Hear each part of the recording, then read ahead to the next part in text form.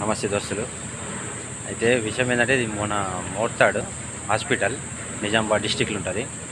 అయితే మనం ఎన్నిసార్లు ట్రీట్మెంట్ కోసం వచ్చినా కానీ ఇక్కడ డాక్టర్లు సిబ్బంది ఎవ్వరు ఉండట్లేదు.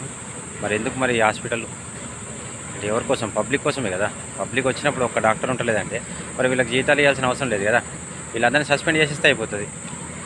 పై అధికారులు ఏం చేస్తున్నారు? ఇంతకుముందు కూడా ఆల్రెడీ వీడియో తీసిన. అట్లయినా అసలు వీళ్ళ మీద చర్యలు తీసుకుంటలేరంటే మీరెన్ని డబ్బులు తీసుకుంటున్నారు మరి వీళ్ళ దగ్గర? ఇంత పెద్ద హాస్పిటల్ 30 పడకల హాస్పిటల్ ఉన్నది మోడతాల్లో. ఈ మండల కేంద్రంలో ఇంత పెద్ద హాస్పిటల్ ఉంటే అసలు సిబ్బంది ఏముంటలేరు? చర్యలు తీసుకొని దీని మీద ఖచ్చితంగా వీళ్ళ మొత్తం స్టాఫ్ మొత్తాన్ని సస్పెండ్ చేసేయండి, లేకుంటే డిస్మిస్ చేసేయండి. జీతాలు ఇచ్చుడు వీళ్ళకి ఫ్రీలా ఎందుకు? ఇంటి దగ్గరనే కూర్చోమనండి కదా సప్పుడుదాకా. పై అధికారులు స్పందించండి కొద్దిగా, లేకుంటే ఇక మీ దగ్గరనే లోపం ఉన్నదని చెప్పి అర్థమవుతుంది.